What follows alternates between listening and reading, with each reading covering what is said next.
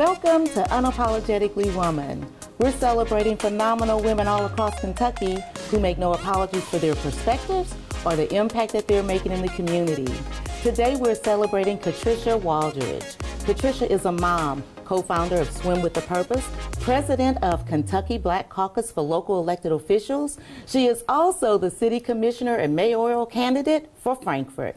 Unapologetically Woman, Katrisha Waldridge, that's you. Congratulations. Thank you. Thank you so much. I'm so excited to be here. Wow, you have done so much. What inspires you? Oh, wow. I think my kids, I think just my background of being a foster child and not having so much, and then becoming a mom right out of college, of just letting them know that, you can be anything that you want to be, and you can walk into any room and own that room in any position. And that's what I'm here to do.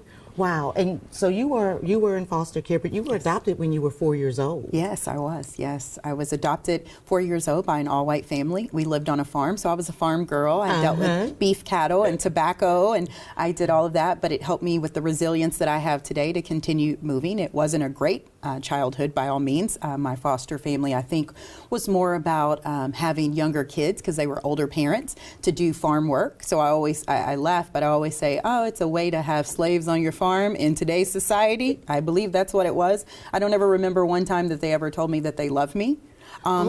It was a struggle growing up in my home. I loved, my brother, my sister, my uncles, but, the home life was not what you would want today. And so I get to express what love is to me with my children just in daily life now. And I don't have a lot of morals coming from that area, but it's given me resilience to be able to get through and stand strong in what I believe. And you have one child, right? I have two. Oh, you have two? Yeah, I have a 14-year-old Josiah Connor and Jason Rogers, who is 20, and he is actually at Fort Sill right now in basic training. So he's going to go off to the Army and be in cybersecurity. So. Congratulations. Yeah, that's a big deal. You've done good. You've tried. Done good. So now, city commissioner. Yes.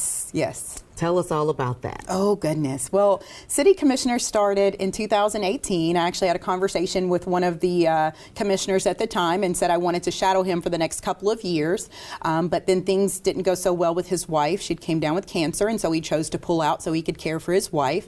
And then at that time, I realized there wasn't going to be someone of color and a woman to me that had a voice to be on that commission. And so I kept putting it off. Someone told me the deadline was the 31st of January. I happened to be downtown on the 30th of January and was driving around, and something said, go get the application. And so I went over and asked for the application, and the young lady sort of stood over me while I was looking through the application, and I'm just like, this is awkward. So I looked at her and said, if I want to apply, I'll bring it back tomorrow on the deadline. And then she looked over at the wall and looked back at me, and she was like, the deadline's in 45 minutes. And I said, I was told the deadline's tomorrow. And she was like, no, and it has to be clocked in 45 minutes. And so I said, busy. I go, okay, well, fine, I'll do it. And she says, if you get back here, you've won your first vote. And I said, I'm going to show you how hard I'm going to work for this community by getting your vote. And out I went. Climbed in my car. I called my students and stuff, people at Kentucky State University. I drove up the hill and said, everyone get in Kentucky Hall. I need all these signatures, and I need everyone that can vote in Kentucky here in Frankfort. And so I walked in. Kentucky Hall was packed with janitors, students, professors, staff, and they all signed my sheet. I went back down and I got clocked in at 3:54. Wow. And the deadline was 4 o'clock. I think you won that vote. I did. I won her vote. She was ecstatic. I was ecstatic. And from then on out, it hit the ground running. And I had a purpose for Frankfort and for myself to work through this. At that time, I didn't have a platform. At that time, I didn't even know what the heck to do, really, for campaigning. Was this your first time? It was my first time jumping in, and I was totally lost and oblivious. I went home and cried because I wasn't sure if I wanted to wear my natural curls or if I wanted to press my hair, what was going to be appropriate. And I cried about it, and I just wanted to be received well, and I went with natural hair, and everyone loves my hair. They barely even recognize me without my curls. But oh, it's beautiful. Thank you. It's beautiful. And, for me, that you even have to think about that. Exactly. When you see the Crown Act being passed in certain cities and not at the state level and not in all of the cities, to know that we are judged by our hair or, put in certain positions for our hair, it really is concerning. And I love my curls, and it's hard work every day to detangle, but I enjoy it. I remember I went to the University of Kentucky for a position one day, and I had my hair very straight. And, you know, for my interview, I came back for a couple of weeks to fill out my paperwork, and I walked in and I forgot my hair was huge and curly. And I said, I'm here for my paperwork. And they were like, who are you? And I'm like, I just interviewed. And I was like, oh, my hair's big, you know. And so it's day and night, but I enjoy it, and we have to embrace who we are. And if we don't embrace who we are, no one else is. Absolutely. And so now that you've been in the position for a bit, what is your platform? Because you didn't have one on the day that you filled out the application. Yes. What is it morphed into? So my platform started off with basically give something to a single mom and you're going to get something done. Because we always have to find a way. There is never a no for a mom. There is never a no for a single mom. And we find ways and we find the time to get things done. And that's what I've done. I become the candidate is everywhere. That when people know my name, they're like, oh my gosh, she's everywhere. And I started my day at 7 o'clock in the morning, sometimes did not end my day until midnight, because I was at every single event, every single forum or anything I could be at, I was there. Baby showers, picnics, handing out popsicles. So I approached being a candidate more than just the political side of it, because I'm tired of the politics. I'm tired of the D and the R. I'm tired of this red, white, and blue. It's the fact that we have to stand for the people. So I went out and I became part of the people and engrossed myself all in our community and just was well received. And so after that, I landed. I was out of 12. I had to make the top 8. I became number 7. And then from there, I went on to the general election. And from there, all summer long, I worked so hard, and I went from number 7 to number 1 and became the mayor pro temp, so which is a vice mayor for the city of Frankfort. Wow. Yeah. That's a lot. And so now you've decided that you're running for mayor. That is correct. Why is that important for you? Well, it's important because when you see things that are not being done appropriately or things that are taking too long in your community, we are the capital city. And we sometimes are not treated like the capital city because state government really overshadows us. And so for me coming in, it's about transparency, it's about committed leadership and integrity. And that's what I have. So I come to the table, I want to get things done for our community, and I just want us to thrive, because if our people thrive, our community thrives. And if Frankfort thrives, our capital city thrives, which means Kentucky is moving in the right direction. And so for me, I just want to continue moving forward, and I want to be that voice for Frankfort and for our capital city. We need a better relationship with our state reps, with our state senators and governor, for us to have the money to be able to put in, because we do struggle. In COVID, we struggled because all of those people that went home for COVID, we lost that occupational tax. So it really put us in a hole in Frankfort. Then we also, there's about $36 million worth of property in Frankfort that is state owned. We get no tax on that. So we are in a different perspective than a lot of other different places. So my goal is to get in and let the state senators and the legislators know how important Frankfort is as a capital city, and it's time that everyone starts showing pride no matter what part of Kentucky they're from. And that's what I want to do, and I want to be able to bring those monies in. It's time for us to get another civic center back and to be able to build hotels and things. So that's what I'm here to do. I'm ready to be that voice. I'm the voice for the people. I appreciate it when my community says, you represent everyone. And sometimes that's hard because people like to be bought off. People like to stay with their community, and we have some poor, we have some rich, we have people in the middle. And for me, every single person matters. And when I'm talking to my community, it's them. I'm not looking to see if the governor or anyone else is coming in the door. It's about the person in front of me. And I must give them my time and respect them and let their voice be heard, because they voted me to be their voice. It's not about what Katrisha wants all the time. It's what's best for our community. Well, and look, public service is not anything new to you. This has been going on since college, or probably even before college, because you're a member of Delta Sigma Theta Sorority Incorporated, which is a public service organization. Indeed, indeed. So I actually was interested in Delta when I was at Kentucky State University. However, I did not join the sorority until after, so a grad chapter at a Frankfort grad chapter. And I mean, the women that poured into me are the reason why I'm here today. So there's so many trailblazers before me. Dr. Mary Smith Stowe, who was the first black woman from Kentucky State, president for Kentucky State University, Maria Bush, Courtney Carter with AKA, she's an AKA, but they poured into me because when you're in Delta, you're part of that Divine Nine. That's right. And so though our colors may not match and we may have different colors or different animals that we enjoy or calls, our calling is service. So no matter what color we wear, we are sisters together, and we're all one huge sorority and fraternity just to pour into our community and be that voice for them. And we have to understand that as people of color, in not just the Divine Nine, but in the Baptist unions and all of these other organizations, we have the power. If we can show up every Sunday and go to church, we can show up one day and vote. And if we came together with our power, we would be able to control a lot of these votes. There is not one person that is running for Republican that should never have just always have a Democrat running against them. And how many positions this year was there unopposed? Many. And that's unacceptable. We have to start stepping up and getting those positions. What do you say to people that say my one vote doesn't matter? Well, I say, I can understand where people think that, because sometimes things don't come out the way we want them, or the electoral votes always, come out on top. But what I say definitely in local level is starting. Votes can happen. Our last mayor that ran against the mayor now lost by like maybe 32 votes, right? That's very small. That's a small number. That could have been another Facebook post out. That could have been knocking on a few more doors. So for me, every vote counts.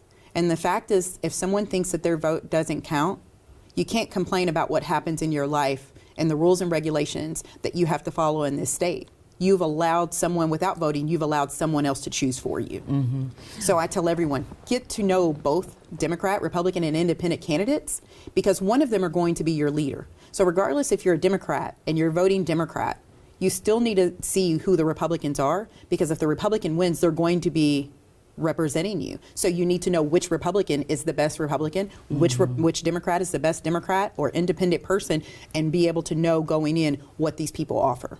Wow. So when you sit back and in the grand scheme of all things, I guess I'm asking, what is the most important for you? What is, when you think about, what's the most important for you, not just in your personal life, but in your professional life, because it affects so many, what would that be? I think mine is using voice for people. Everywhere I go, or every job I've applied for or I wanted to work, it's always about people. One position that I do now is consulting for the doula experience out of Ohio. It's one of my friends, and it's a doula experience that really follows women through pregnancy, because women of color are in the highest level of issues through pregnancy, and we get ignored because we're supposed to be that strong woman. And so for me, it's that we're pouring back into women and women of color to be able to say, you are a great parent, you are a great leader, and you can hold these positions. Men have led far too long, and they're leading for us, so why can't we lead for us? And so it's time to start stepping up. It's time to start stepping over these speed bumps and helping each other. And so for me, that's what it is about: service, leadership, and being able to reach out to you as a woman of color and say, I'm not here to compete with you, sister. I'm here for us to win together, because if we win together, the people behind us win and our whole communities win. And so for me, it's just opening up the door so everyone else can come through as well. Well, and women has been on the forefront of your work for many years. Yes. And so why is that important for you? Well, it is because we have been so stagnant for a while of being put aside and less pay. I mean, even prime example, with the college athletes right now, the women playing basketball, how many people are watching that game with South Carolina and Iowa, right? Those numbers, and everyone's like, oh, the numbers are increasing. And it shouldn't be that way. It should be automatically that they should be well respected, just as the men. We're always paid less. We're always put aside to the last. We always have to work harder to get a WNBA or whatever that may be. That's who I am. Why am I still challenging everything that I do? It's a challenge for me just to perform and being a woman. Well, That's I it. 100% agree with all of that.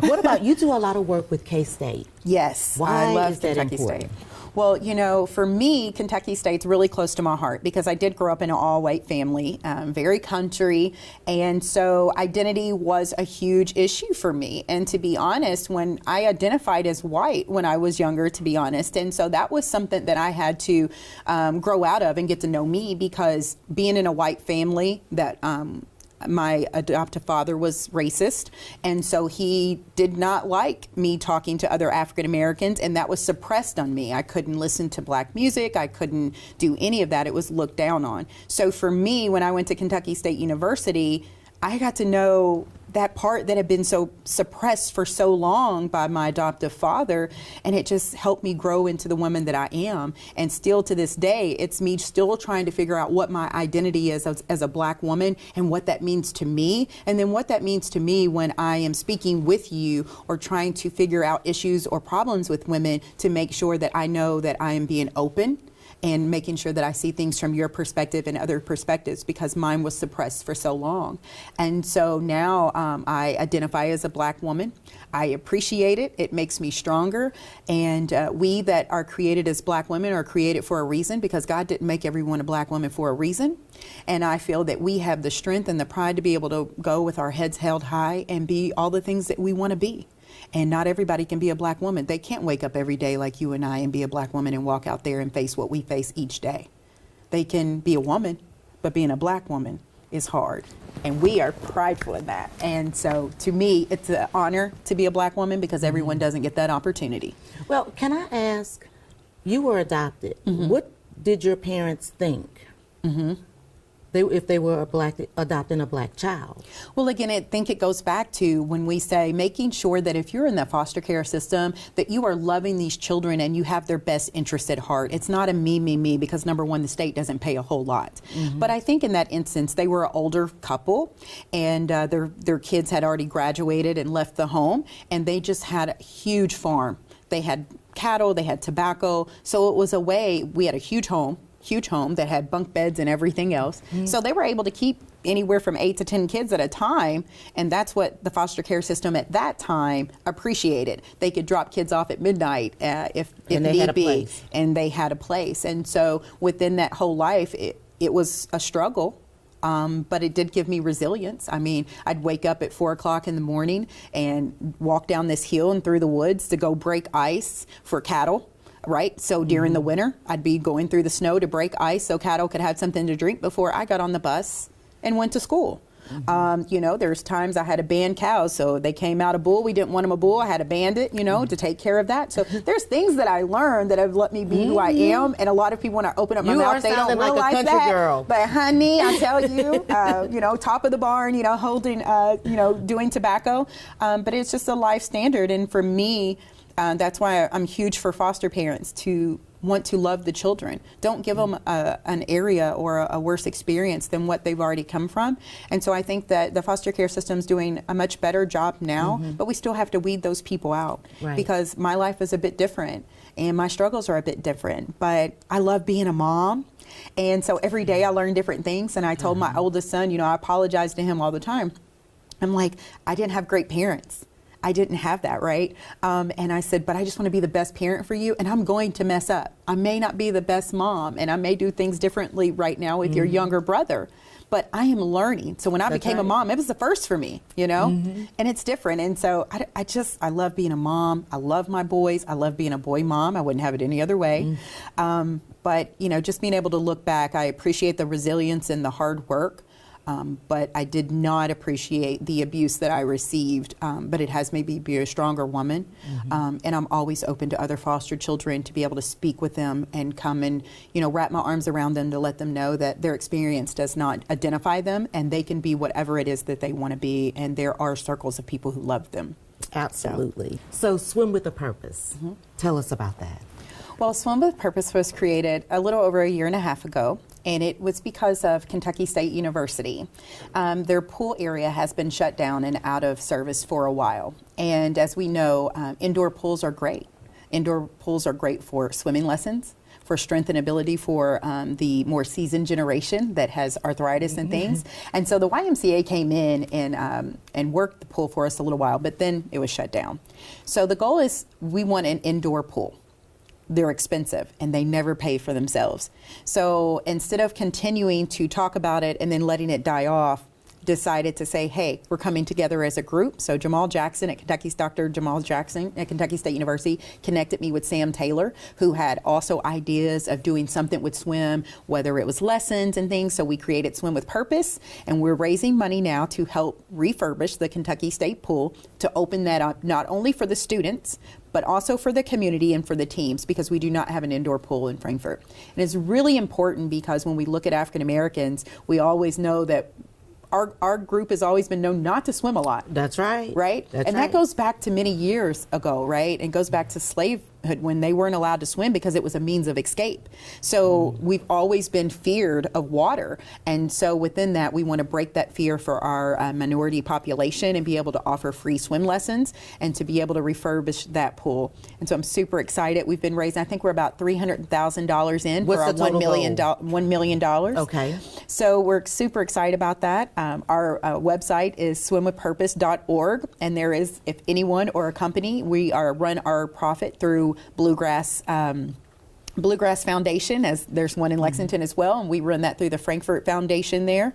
And so it is nonprofit, so if you donate, it is considered a 501c3, so you can get a write-off, and we would appreciate any person that would love to help get the Kentucky State Pool moving in the right direction, because that's going to help the students. It's going to help get people more appropriate, comfortable around water, and then it's going to get us moving in the right direction for our community to have an indoor facility for our swim teams to be able to practice. Well, and we don't want to ever lose one child. Exactly. Because they don't know how to swim. Exactly, and the increases of that is so much higher for people of color.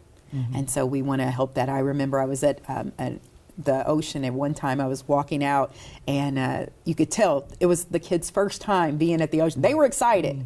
They were excited. They were coming in, and I was like, oh, you can come on in. And they were excited, wanting to try it. But then the grandmother, you just all of a sudden heard the screaming from the grandmother, and here she came running, and she was just terrified. And I know she terrified the child as well. And I said, it's okay, I can carry her out. And they're like, no, they don't know how to swim. And they were only allowed to stay in the edge. And so it was like working them up to be able to be comfortable with the water, but being able to offer those, those skills to those children in different communities can help save a life. So, and it's healthy. So I enjoy it. My son swims. He's a great swimmer. He doesn't like to do teams, but he's a great swimmer. And so is my oldest son. So, and that's something, we go to the ocean quite a bit. And I love the fact that I can leave them around water and they're safe. Yeah. I'm going to kick the last word to you for young girls, young women, actually anybody who might be watching and looking at you today thinking, gosh, I'd love to be in her place someday. What kind of advice would you give them? I would just say right now, find a mentor or be a mentee for someone. We have to start linking together. We have to stop finding these ways of competing against each other and start working together, because we're wasting energy when we're competing against each other. And we're making it harder on ourselves. And there is room for everyone. And we also need to appreciate as women who we are as women. Our hair, our face, our nails, everything. It's beautiful to add to that, but we are naturally beautiful, and we have to just embrace that. And we need to start embracing that and helping with the younger generation as they're coming up and letting them know you are beautiful without all of that. And we need to start loving our inner self more. And with that, I think that just comes in to be prideful of who you are each and every day. Each and every day. I love going into the school systems and seeing children and the girls, and I always say, I love your hair natural. I remember one girl, she had on an African-American t-shirt for African-American History Month, and her mom put it on her purposely and had her hair, and she was trying to cover it up. And I was like, why are you covering it up? And she was like, I just don't want to be embarrassed. I'm like, honey, you never be embarrassed of who you are. This is who you are, and not everybody gets to be black. And so we just have to embrace that and love on each other and support on each other, because we have so much power behind us as black women, and we are stronger together. It may sound cliche because of the whole Bashir, saying it over and over and over, but we are stronger together. We're wasting energy fighting for each other when we're trying to fight for the same thing. And there's room for everyone. There's room for all of us. There's social media. I'm running for office right now for mayor. And my goal is I need a media person, right? I need someone to send out letters. I need a volunteer for this, or volunteers to knock on doors. So there's a place for everyone. You may not want to hold the position I'm going to hold, but you have to have a team to get there. And so find your team, find your tribe, and appreciate the women around you and love on them and just connect. Because, honey, we'll be unstoppable if we connect and all have the same focus. Thank you so much. Yes. Thank you guys. I don't have to say anything else. You just heard it right here on Unapologetically Woman. Continue to watch as we celebrate other phenomenal women who are making changes in our community. I'll talk to you soon.